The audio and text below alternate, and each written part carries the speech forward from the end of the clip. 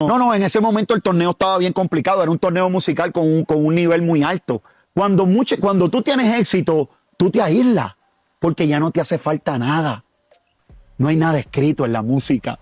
Eso es verdad, siempre lo han dicho, no hay nada. No hay nada escrito en la música, no hay un manual que te diga así debe ser. Y hay veces, y esto lo digo, Benny, con mucha humildad, que esa generación ha sido maltratada. El reggaetón actual es un imperio de billones de dólares, pero hubo un tiempo en donde bajarse de la tarima significaba arriesgar la vida en la calle. A mediados de los años 2000, si no tenías un clásico sonando, simplemente estabas fuera del mapa. En ese ecosistema tan salvaje, Wisin y Yandel cargaban con una presión que casi nadie conoce. Ellos no competían por algoritmos, competían contra monstruos reales que estaban cambiando la historia de la música. Imagínate meterte a un estudio sabiendo que Daddy Yankee viene con Barrio Fino y Don Omar con The Last Don. Escucha cómo Wisin confiesa la verdadera tensión de la era dorada. Porque ya tuviste que el Abayalde, el Diladón, Barrio Fino. No, en ese momento el torneo estaba bien complicado, era un torneo musical con un nivel muy alto. Donde todos esos discos que me están mencionando son referentes del movimiento, y de ahí hay más de 20 éxitos que hoy están plasmados en la historia del género. En esos discos que me mencionaste. Sí.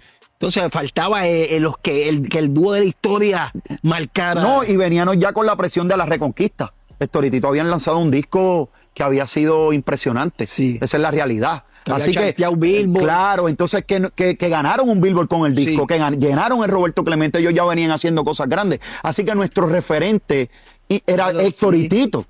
Porque la realidad es que nosotros se miraba mucho lo que ellos hacían, porque así era el movimiento. ¿Quién es nuestra competencia directa? Héctor y Tito, Baby Rasty Gringo en ese momento. Y Yankee, Nicky Jam, que se hicieron dúo también. Pero Yankee y Nicky Jam se hicieron dúo, pero no era un dúo oficial. Ellos cantaban como dúo, pero eran artistas solistas. Sí. Y ellos se unían y se separaban. Pero para el mamiteo, pues, ustedes eran los del mamiteo y ellos, pues... Claro, no, pero juntos también, Yankee y Nicky Jam juntos eran dos animales.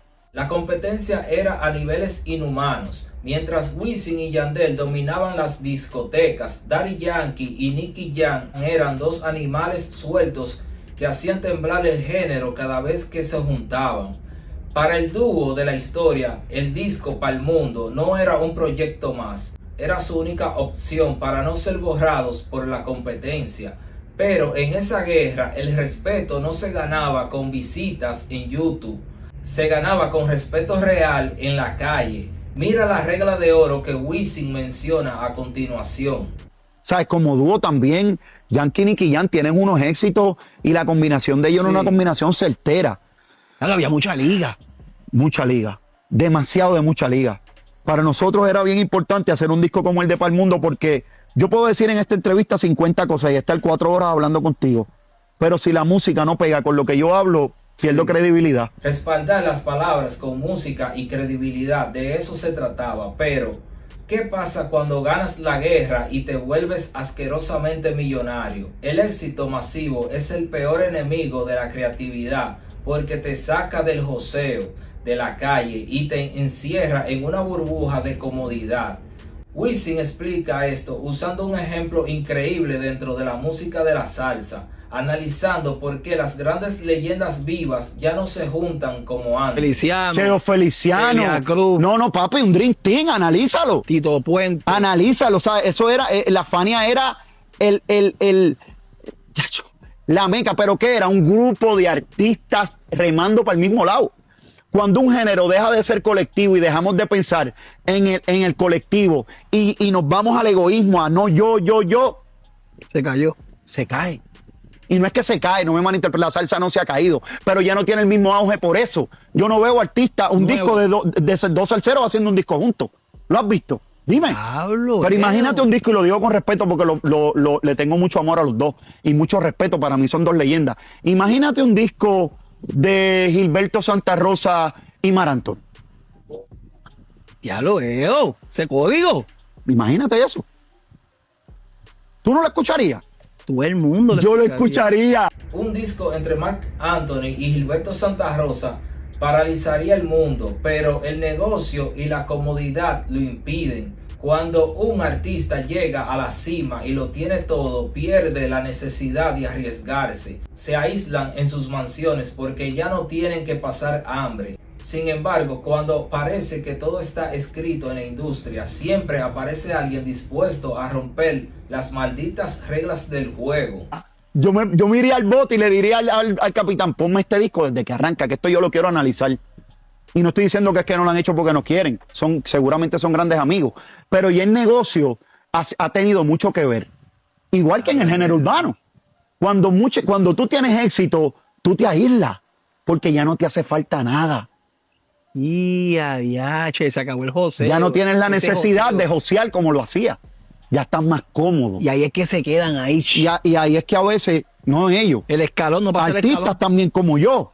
Y ese artista que vino a romper el molde de la comodidad es Bad Bunny. Cuando todos pensaban que el género urbano solo podía hacer trap o reggaetón comercial, Benito sacó un bolero, promocionó salsa y demostró que en el arte no existen los límites.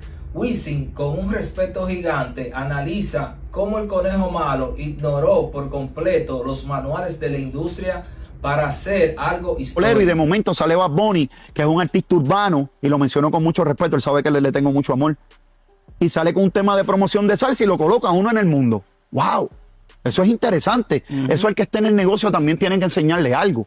No hay nada escrito en la música. Eso es verdad, siempre lo han dicho, no hay nada. No hay nada escrito en la música, no hay un manual que te diga así debe ser. No hay un manual. Bad Bunny entendió que el verdadero éxito no radica en copiar lo que funciona, sino en exportar tu propia identidad cultural. Llevar las piraguas, los cañaverales y las costumbres de tu barrio al escenario del Super Bowl es lo que te convierte en una leyenda. Escucha a Wisin explicar el verdadero valor de la música de Benito. No es así. Ahora, él trajo algo, y lo voy a decir con mucho respeto, que más que música es identidad cultural. Él más que un disco bueno en sus hombros trae una bandera.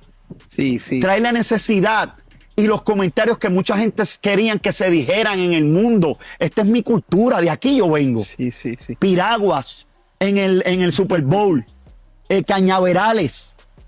Esa señora en el negocio. Cumpleaños el nene en el ¿Qué nene? ¿Quién no se quedó durmiendo en un cumpleaños? Cosas que a veces se nos olvidan, cosas simples, pero cosas que tienen mucho valor. Es hermoso ver a Bad Bunny llevar la bandera a lo más alto, pero la pregunta que todos debemos hacernos es: ¿quiénes sembraron esa semilla?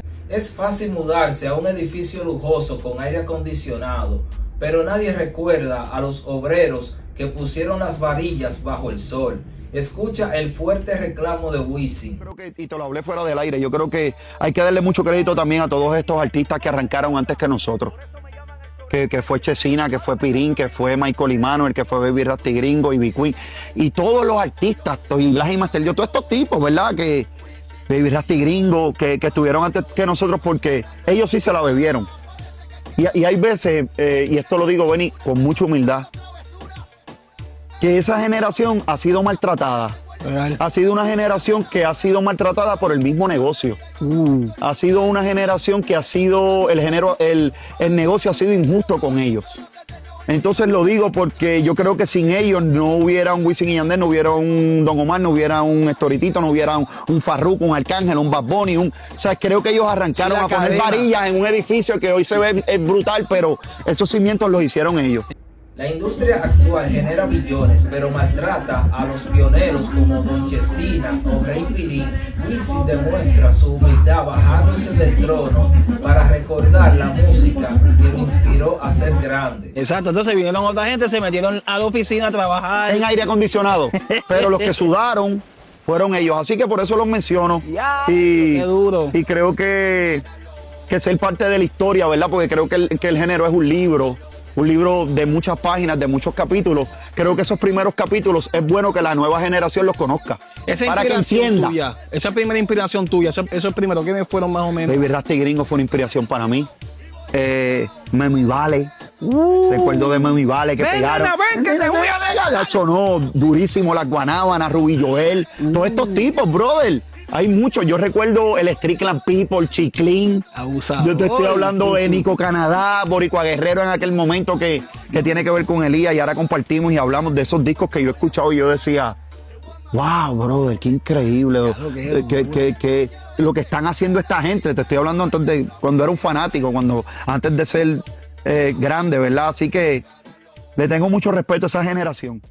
El reggaetón es un libro largo. Si no respetas las primeras páginas, jamás entenderás el final. Wisin nos dio una cátedra de historia y respeto que toda la nueva generación debería escuchar. Comenta cuál es tu pionero favorito. No olvides darle a me gusta, compartir este video y suscribirte para más contenido. Esto ha sido Crónicas Urbanas.